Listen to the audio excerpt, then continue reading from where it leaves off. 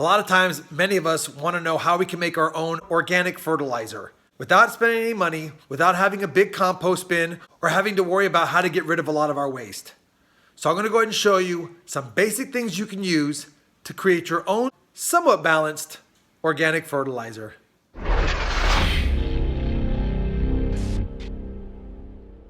Hey everybody, it's Rob the Backyard Gardener, and I thought today we'd do a little something different.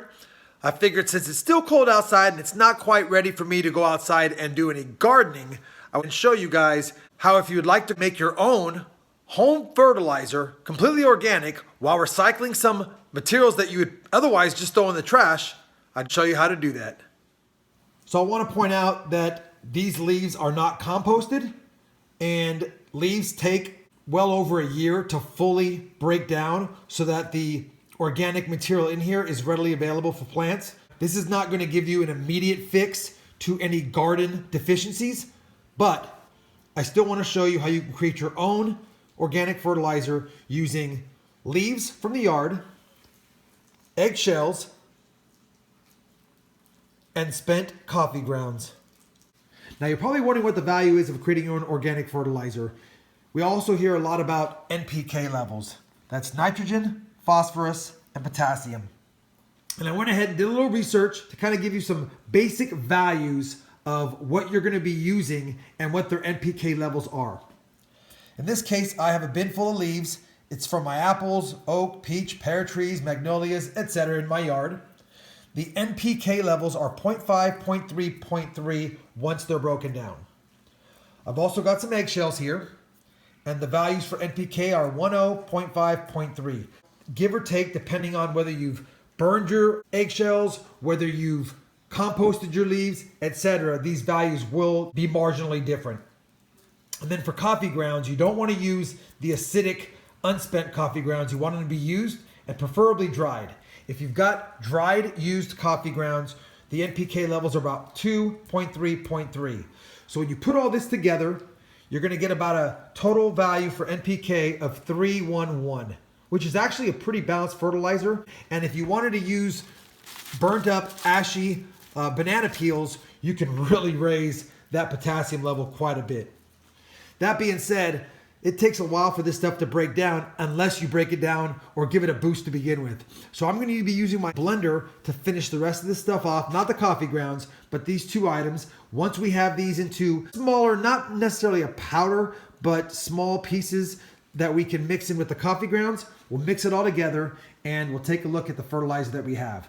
First step though, I'm going to go ahead and get all these broken down as much as possible, and then we'll go ahead and see what these look like after we've got them put through the blender. So there you have it.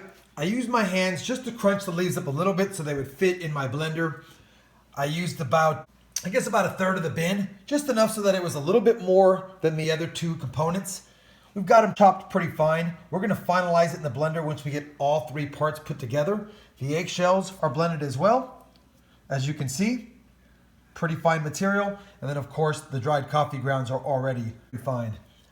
Last step I'm going to do now is put all three ingredients into the blender and get them broken down a little bit further and kind of incorporate it together. And then I'll show you the finished product. All blended together, guys. Leaves, eggshells, and coffee grounds. A nice little somewhat balanced fertilizer, 311, using organic matter and recycling stuff we'd otherwise put in landfills. So here you have it, everyone, my organic 311 garden boost. Now, like any fertilizer, you definitely want to make sure that you mix it into the top few inches of the soil.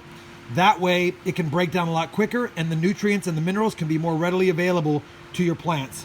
The good news about this is it's not chemically based. It doesn't have any properties that will cause it to burn the roots or have any adverse effects on your garden. I will remind everyone, while this is a garden boost, if you're having a serious deficiency in your plants, you definitely want to make sure that you get something that's more readily available immediately, like a good fish emulsion or blood meal or bone meal. However, that being said, if you just want to give your garden a little bit of a treatment, maybe once a month or every couple of months, you can go and add a cup of this to the base of the plant, mixed in the soil.